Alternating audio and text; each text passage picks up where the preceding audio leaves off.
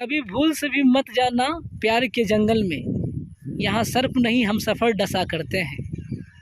यहाँ सर्प नहीं हम सफ़र डसा करते हैं। मैं जाऊँ किस ओर, मैं जाऊँ किस ओर, राह में बैठे हैं आदमखोर। प्रिय मित्रों नमस्कार। आज हम लोग वन रिपोर्ट 2021 के बारे में जानने का प्रयास करेंगे। यह देश की 17वीं वन रिपोर्ट है और इस वन रिपोर्ट में जो भी आंकड़े बताए गए हैं प्रतियोगी परीक्षाओं में, यहाँ से बहुत तेरे सवाल पूछे जाते हैं। उम्मीद है कि यह वीडियो देखने के बाद आप वन रिपोर्ट से संबंधित जो भी सवाल हो प्रतियोगी परीक्षाओं में पूछे जाते हैं, आप उन्हें बना ले जाएंगे। तो चलिए शुरू करते हैं। भारतीय वन अनुसंधान केंद्र जो है ना, वो देहरादून में है। पता होना चाहिए, भारतीय वन अनुसंधान केंद्र देहरादून में है। यही वन रिपोर्ट पेश करती है और प्रत्येक 2 वर्षों पे। सबसे पहला वन रिपोर्ट जो 1987 में पेश हुआ था। सबसे पहला वन रिपोर्ट 1987 में पेश हुआ था। उसके बाद हर 2 साल के अंतराल में वन रिपोर्ट पेश किया जाता रहा है। यह जो 2021 वाला जो वन रिपोर्ट है, यह हमारे देश की 17वीं रिपोर्ट है और इसमें दूरसंवेदी उपग्रह रिसोर्स सेट 2 के द्वारा जो भी आंकड़े इकट्ठे हुए हैं उनको आधार बनाया गया है। जब हम लोगों को वनों के पर्यावरणीय महत्व के बारे में पता चला, इसके आर्थिक महत्व के बारे में पता चला, तो हमने इस बात पे जोर दिया कि वनों का संरक्षण किया जाना चाहिए।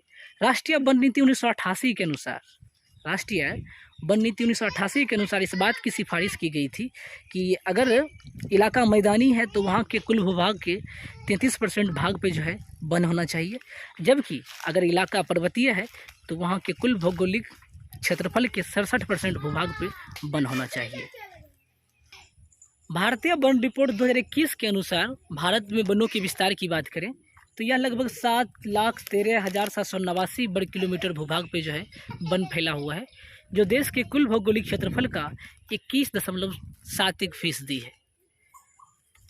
अब आप सोच रहे होंगे कि आपने तो बताया था 33% भूभाग पे वन होना चाहिए, यहाँ 21% भूभाग पे ही है। इससे भी कम था वन, 19% के करीब था। वो सरकार ने वनों को बचाने के संदर्भ में बहुत सारे काम किए हैं और इसके परिणाम भी देखने को मिले हैं कि वनों की मात्रा में वृद्धि हुई है। 2021 के वन रिपोर्ट की बात करें ना, उससे 1540 वर्ग किलोमीटर अधिक वन बढ़ा है।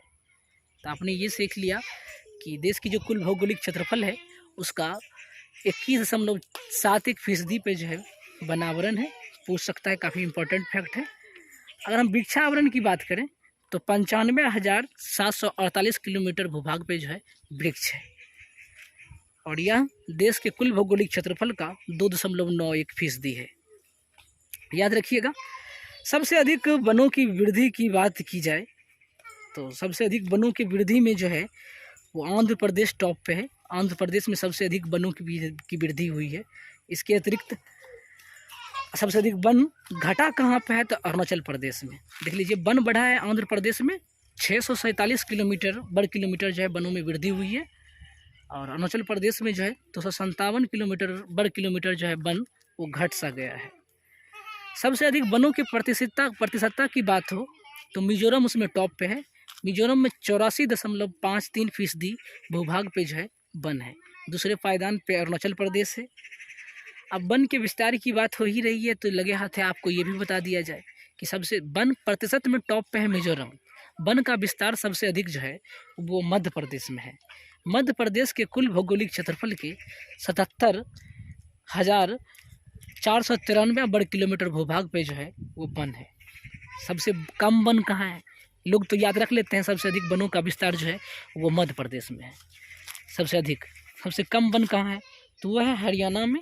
1603 वर्ग किलोमीटर पे जो है वो वन है, जो कि काफ़ी कम है। याद रखेंगे आप।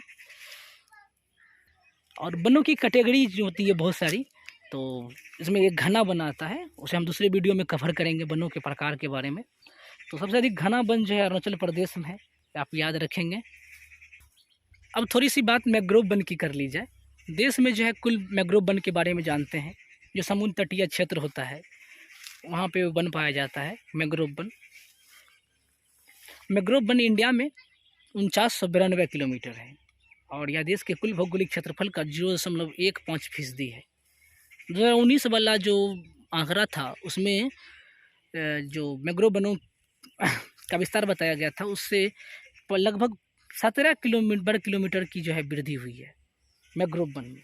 सबसे अधिक मैंग्रोव वन जो है ना वो पश्चिम बंगाल में है, 2114 वर्ग किलोमीटर स्क्वायर में है। दूसरे स्थान पे गुजरात है, याद रखेंगे आप। ये मैंग्रोव वन पर्यावरणीय रूप से काफ़ी अहम होता है। सबसे अधिक जो है अपने यहाँ मैंग्रोव वन को बढ़ाने में उड़ीसा ने प्रथम स्थान प्राप्त किया है। लगभग उड़ीसा अपने यहाँ जो है 8 वर्ग किलोमीटर में जो है वनों को बढ़ाया है। तो ये तो हो गई देश की बात। अब लगे हाथों हम बिहार की बात कर लेते हैं। आप बीपीएससी का एग्ज़ाम देंगे, बिहार एसएससी का एग्ज़ाम देंगे, बिहार दरोगा का एग्ज़ाम देंगे, तो वहाँ पे ये सवाल देखने को मिल सकता है कि बिहार में वनों की क्या स्थिति है। तो चलिए उसे भी हम लोग जान लेते हैं। इससे पहले मैं आप लोगों को इन बकरियों को देखिए, आपको आपका बचपन याद आ रहा होगा। एक बच्चे को मैं झूला झुलवाता हूँ, उसके बाद आपको इधर देखो, देखिए क्यूट सी बच्ची झूला झूल रही है। एक बार बाय बाय कर दो तो, ना कर दो तो बाय बाय, एक बार बाय बाय कर दो तो, कर दो तो, शर्मा रही है।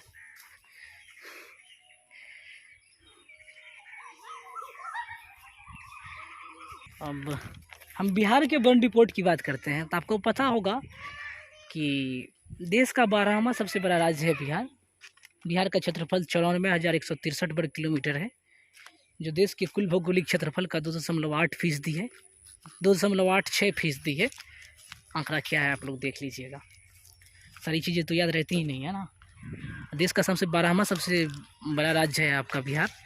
और ये बात कर रहे थे हम भारत के क्षेत्रफल के बारे में, पता नहीं बताया कि नहीं बताया, बता देता हूँ एक बार। 32,87,263 वर्ग किलोमीटर पे जो है वो भारत फैला हुआ है, जो कि विश्व के कुल भौगोलिक क्षेत्रफल का 2.4% है। जबकि यहाँ पे 17.5% आबादी जो है वैश्विक आबादी का निवास करती है। हम बिहार की बात कर रहे थे। यह देश का 7वां सबसे बड़ा राज्य, गंगा और उसकी सहायक नदियों से सिंचित भूमि आपका बिहार। यहाँ पे वनावरण की बात करें तो 7380 वर्ग किलोमीटर है, जो देश के कुल भौगोलिक क्षेत्रफल का 7 जो राज्य के कुल भौगोलिक क्षेत्रफल का 7.84% भूभाग पर है। 7.84% भूभाग पे वन है। देख सकते हैं मक्के का खेत।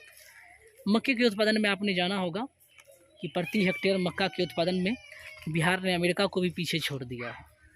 और सबसे अधिक मक्का का उत्पादन जो है, पहले खगड़िया का फड़किया वाला क्षेत्र फेमस था, अब कटिहार है। सबसे अधिक मक्का का उत्पादन जो है कटिहार में होता है। तो 7380 वर्ग किलोमीटर भूभाग पे जो है बिहार में वन है, जो राज्य के कुल भौगोलिक क्षेत्रफल का 7.84% भूभाग पे है। उसके बाद बात करें वृक्षावरण की तो 2341 किलोमीटर है, जो राज्य के कुल भौगोलिक क्षेत्रफल का 2.49% भूभाग पे जो है वृक्षावरण है। वनावरण और वृक्षावरण दोनों को मिला लें तो वो 10.32% हो जाता है। चलिए, अब वनों के विस्तार की बात हो तो सबसे अधिक जानते हैं कि जो दक्षिण पश्चिम वाला जो बिहार है वहाँ पे कैमूर जिला है। कैमूर जिला में सबसे अधिक वन है, लगभग 1051 किलोमीटर। और सबसे कम वन वाला जो जिला है वो शेखपुरा है। सबसे अधिक वनों की प्रतिशत मात्रा कहाँ पे है तो उसमें भी कैमूर टॉप पे है। लगभग कैमूर के जितना भौगोलिक क्षेत्रफल है उसके 51% भूभाग पे जो है वन है। और सबसे न्यूनतम मतलब स्थान पे शेखपुरा है, वहाँ 0% मतलब 0%, 0.17% के करीब जो है उतने % भूभाग पे जो है वन फैला हुआ है। ये महुआ का पेड़ देखिए आप, इनसे खीर भी बनती है और रसिया भी बनता है, और साथ ही साथ कई लोग शराब भी बनाते हैं इससे। जो देसी शराब होता है वो बनाते हैं इससे। बसंत के सीज़न में महुआ, जो इसमें से महुआ का जो फल होता है वो गिरता है और उसकी एक अलग खुशबू होती है, अलग सा सुगंध होता है, पूरे फुलवाड़ी में मादकता सी ला देती है महुआ। आप सभी लोगों ने कभी ना कभी महुआ खाया होगा। सबसे अधिक वन को बढ़ाने की बात हो तो सबसे अधिक वन को जो है बढ़ाया है बांका ज़िला ने। लगभग 16% मतलब 16 वर्ग किलोमीटर जो है वन को बढ़ाया है बांका ने। और सबसे कम कहाँ पे बढ़ा है, यानी घटा कहाँ है तो वो है कैमूर ज़िला। लगभग वहाँ पे 4.8 किलोमीटर वन की जो है वो कमी हो गई है। सबसे अधिक घना जो वन है ना, सबसे अधिक घना जो वन है वो पश्चिमी चंपारण में है। और राज्य में जो कार्बन स्टॉक है वनों का वो 56 मिलियन टन है। याद रखेंगे आप इन सभी चीज़ों को। और अभी देश के हाँ, तो मैंने आपको बताया था भारतीय वन सर्वेक्षण संस्थान कहाँ है, तो ये देहरादून में है। और इसके अतिरिक्त वन उत्पादकता संस्थान कहाँ है, तो वो रांची में है। दोनों फैक्ट को आप याद रखिएगा। और जो भी वीडियो में बताई गई चीज़ें हैं वो भी प्रतियोगी परीक्षाओं के लिहाज से काफ़ी महत्वपूर्ण है। यहाँ तक कि चाहे वो इंडिया में भी कोई मतलब केंद्रीय स्तर पे भी कोई प्रतियोगी परीक्षाएं आयोजित हो रही है या बिहार स्तर पे भी कोई प्रतियोगी परीक्षा आयोजित हो रही है, तो उसमें से वन रिपोर्ट से जो भी सवाल पूछे जाएंगे, यकीन रखिए कि इस वीडियो में जितने भी आंकड़े आपको बताए गए हैं इसके अतिरिक्त नहीं पूछा जाता है। आप बना ले जाएंगे। कोयल की टिसती हुई आवाज़। ठीक है, कैसा लगा वीडियो आप लोग ज़रूर बताइएगा। संसाधनों के अभाव में जो है हम लोग वीडियो को एडिटिंग नहीं कर पाते हैं अच्छी तरह से, क्योंकि चीज़ें हमारे पास होती नहीं है और उसके बाद उन सभी चीज़ों का ज्ञान भी नहीं है। तो जैसे तैसे मैंने वीडियो बनाया है, कैसा लगा आप लोगों को और क्या सुधार कर सकता हूँ ज़रूर बताइएगा। नमस्कार। अगली वीडियो में मिलेंगे हम, भारत की मिट्टियों के बारे में हम पढ़ेंगे, किसी खेत में मिलेंगे और खेत की मिट्टी की खुशबू को दिखाएंगे आप लोगों को। तब तक के लिए नमस्कार।